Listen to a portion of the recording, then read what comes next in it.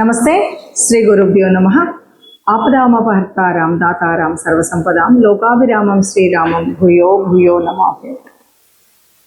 శ్రీమాత శ్రీ మహారాజ్ఞి శ్రీమత్ సింహాసనేశ్వరి చిదగ్నికుండ సంభూత దేవకార్య సముద్యత ఉజ్జిత్వాను సహస్రాభ చతుర్బాహు సమన్విత రాగస్వరూపాషాఢ్య తల్లి శ్రీమాత శ్రీమాత్రే నమః. జూలై మాసంలో రెండవ పక్షానికి 2026లో అసలు గ్రహస్థితి ఎలా ఉంది, ఈ గ్రహస్థితికి అనుగుణంగా ద్వాదశ రాశుల వరకు ఎలా ఉంటుందో చెప్పుకునే ముందుగా గ్రహస్థితిని చెప్పుకుందాం. గ్రహస్థితి కనుక చూసినట్టయితే రాహు కుంభంలో ఉంటాడు, మీనంలో శని ఉంటుంది.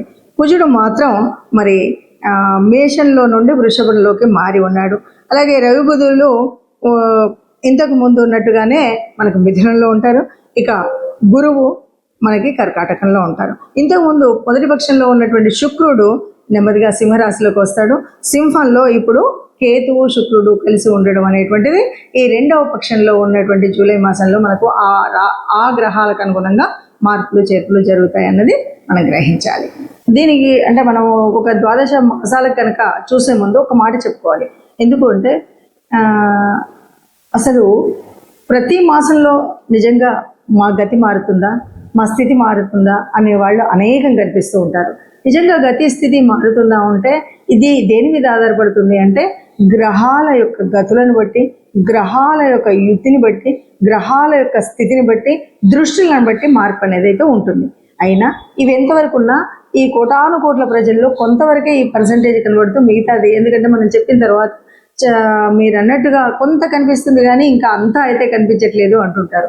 అంతా కనిపించాలి అంటే తప్పనిసరిగా చేయవలసినటువంటి పని ఏంటి అంటే తప్పనిసరిగా మీ జన్మజాతకాన్ని మీకు వీలైన చోట వీలైన వాళ్ళతో చూయించుకోవడం అనేది మంచిది. జన్మజాతకంలో ఉన్నటువంటి వాటికి అనుగుణంగా ఇప్పుడు మనము ఈ మారుతున్నటువంటి గ్రహాలకి ఎలా ఉంటుంది, ఇది సర్వసాధారణంగా అందరికీ కలిపి చెప్పేటువంటి గ్రహస్థితి. కాబట్టి గ్రహస్థితి మారినప్పుడు మన యొక్క జాతకం ఎలా ఉంటుంది అన్నది ద్వాదశ రాశులకు మనం చెప్పుకుంటూ వస్తుంటాం. ఆ విధంగా ఇప్పుడు ఒక్కొక్క రాశికి మనం తెలుసుకుందాం. తదుపరి రాశి తులారాశి. తులారాశి వారికి 2026 జూలైలో ఎలా ఉంటుంది అని చెప్తే గనక మనకి పంచమంలో రాహు ఉన్నాడు, షష్టమంలో శని ఉన్నాడు, సప్తమంలో కుజుడు ఉన్నాడు. అలాగే నవమంలో బుధ రవులు, దశమంలో గురు శుక్రులు, నవమంలో కేతు ఉన్నాడు. మరి ఇలా ఉన్నటువంటి వాళ్ళు తర్వాత మరి ఈ మాసంలోనే రెండవ అర్ధభాగంలో కొన్ని మార్పులు అయితే ఉన్నాయి. కానీ మెజారిటీ ఆఫ్ ద గ్రహాలు ఇందులో ఉంటాయి. కాబట్టి ఓవరాల్గా మనకి ఎలా ఉంటుంది అని మనం చూసినట్టయితే మాసం అంతా కూడా అష్టమ కుజ సంచారం నెలంతా ఉంది. కాబట్టి ఏం జరుగుతుంది, అష్టమం అంటేనే ఆరోగ్యం కాబట్టి అనారోగ్య పరిస్థితులు బాగా కనిపిస్తాయి. అలాగే ఆలోచనలు కూడా సరిగ్గా ఉండవు, అడ్డదిడ్డంగా ఉంటాయి. ఏవేవో చేయాలనుకుంటున్నామో అది చేయలేకపోతాం, అనుకున్న పని సాధించలేకపోతాం. కాబట్టి చాలా జాగ్రత్తగా ఉండాలి. ఇందుకు మనం చేసుకోవాల్సింది ఏంటి అంటే తప్పనిసరిగా కొద్దిగా మానసికంగా ఉండడం కోసం ఏ యోగా లాంటిదో చేసుకోవడం అనేది మంచిది.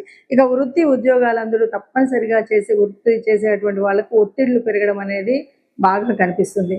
ఒత్తిడిని తట్టుకోవడానికి కూడా కొద్దిగా మీకు యోగా సహకరిస్తుంది.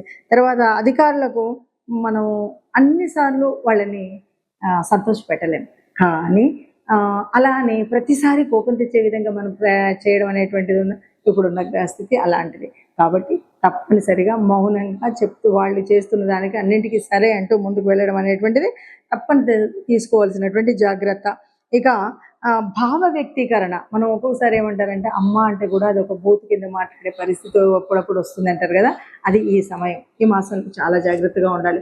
ఎవరితో మాట్లాడినా భావ వ్యక్తీకరణ స్పష్టంగా ఉండాలి. లేదు అంటే అది మిస్కమ్యూనికేషన్లోకి వెళ్ళిపోతుంది, తప్పు అర్థం తీసుకునేలాగా ఉంటుంది. అలాగే సంతాన విషయంలో కూడా ప్రతికూలమైనటువంటి ఆలోచనలు ఉంటాయి. కొన్నిసార్లు ఏంటంటే మనం ఎవరినైనా విమర్శించాము అంటే ఇక లేనిపోని చిక్కులు తెచ్చుకొని ఓ ఇరికాటంలో పడ్డట్టే. ఇక అందుకని ఈ విమర్శలు చేయడం కానీ, అప్పటికే సంతానం నుండి ఒక ప్రతికూలమైనటువంటి వాతావరణం ఉంది కాబట్టి ఆ విషయంలోనూ జాగ్రత్తగా ఉండాలి. ఏది ఏమన్నా సరే ఈ మాసంలో మనం చేయాల్సినటువంటి పరిస్థితి ఏంటంటే చాలా వరకు అవసరం లేని చోట మాట్లాడకుండా ఉండడం, మౌనంగా ఉండడం. అలాగే అవసరమైనప్పుడు ఆ భాషను మరీ చాలా స్పష్టంగా కమ్యూనికేషన్ ఉండాలి. అది లేకుండా ఏదో వేగ్గా మాట్లాడేస్తే కమ్యూనికేషన్లో మన తప్పు అర్థాల కింద వాళ్ళు తీసుకునే పరిస్థితి ఉంటుంది. కాబట్టి ఈ విషయాల్లో జాగ్రత్త తీసుకున్నట్టయితే బాగుంటుంది అని చెప్పచ్చు. ఇప్పటి వరకు మీరు ఈ గ్రహస్థితిని చూశారు కాబట్టి ఈ గ్రహస్థితి మరి ఇలా ఉన్నప్పుడు ఎవరం కూడా కష్టాలను ఆశించాం, ఎవరు కూడా కష్టాలు ఇష్టపడం. అయినా గ్రహస్థితి ఇలా ఉంది. ఎప్పటి నుండో అనుభవిస్తున్న కష్టాలు ఉన్నాయి, నష్టాలు ఉన్నాయి. అందరికీ ఆశాజనకంగా ఉండే విధంగా ఉండాలన్నదే ఉంది. కాబట్టి మనకు తప్పనిసరిగా కావాల్సినటువంటిది దైవానుకూలం, అలాగే గ్రహాల యొక్క అనుకూలత కావాలి.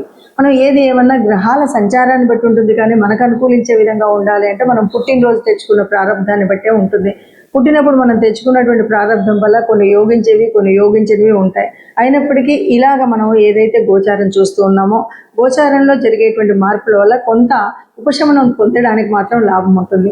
ముఖ్యంగా చెప్పేది ఏంటంటే, ఈ మాసంలో అవునన్నా కాదన్నా మరి గురువు యొక్క మార్పు అన్నది మనం చూసినటువంటిది.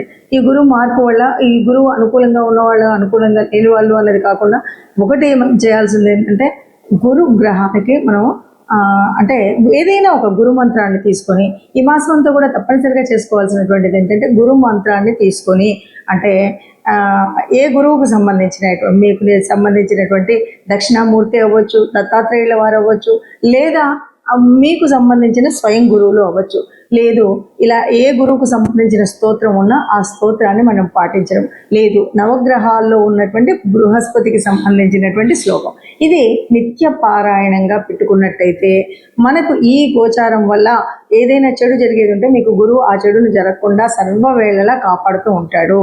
ఇక రెండవది, లేదు గురువు అనుకూలంగా ఉన్నాడంటే జరిగే మార్పుల్లో, మంచి మార్పుల్లో ఇంకా మంచి జరుగుతుంది తప్ప మీకు ఎట్లాంటి నష్టం ఉండదు. కాబట్టి ఈ గురువుకు సంబంధించినటువంటి ఈ విషయాలు చేయడమే కాకుండా ఇంకా గురువు యొక్క అనుగ్రహం పొందాలి అంటే తప్పనిసరిగా మరొక మార్పు చేసుకోవాల్సింది, ఎవరైనా వృద్ధులు ఉన్నటువంటి వాళ్ళు, అంటే తండ్రి సమానులైనటువంటి వయసు ఉన్నటువంటి వాళ్ళు, అంటే వృద్ధులకు సహాయం చేయడం, సహకరించడం అనేటువంటి విషయాలు ఉంటాయి కదా, ఇవి కూడా చాలా వరకు గురు గ్రహం యొక్క సంతృప్తిని, గురు గ్రహం యొక్క అనుగ్రహాన్ని పొందడానికి వీలైనటువంటి అంశాలు. కాబట్టి ఆ రకంగా చేసుకుంటూ వెళుతూ ఇక మనం ఒక్కొక్క గ్రహంలో ఉన్నటువంటి మార్పులు చేర్పులు ఉన్నాయి కాబట్టి వాటిని అనుసరించుతూనే వెళ్ళాలి. ఏదేమన్నా సరే రాహుకేతువుల మధ్యలో నలిగిపోతున్నటువంటి గ్రహాలన్నీ ఉన్నాయి.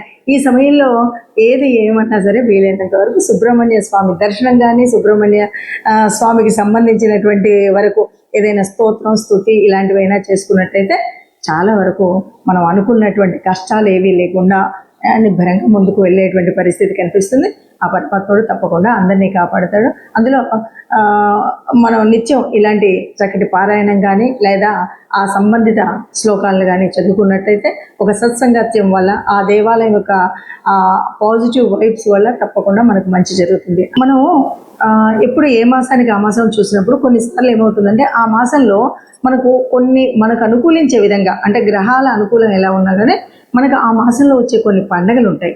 ఆ పండగల యొక్క ఫలితాన్ని కూడా పొందేటువంటి అర్హత పొందాలి అంటే తప్పనిసరిగా దానికి సంబంధితమైనటువంటి పూజలు చేసుకోవడం వల్ల కూడా ఈ గ్రహాల యొక్క అననుకూలత ఏదైతే ఉందో దాన్ని మనం మాయ చేయొచ్చు. ఆ రకంగా కనుక మనం చూసినట్టయితే మనకి 16వ తారీఖు, జూలై 16వ తారీఖు మనకు జగన్నాథ రథయాత్ర ప్రారంభం అవుతుంది. ఆ జగన్నాథుడు అంతకు మించినటువంటి గురువు ఎవరు ఉంటారు మనకి?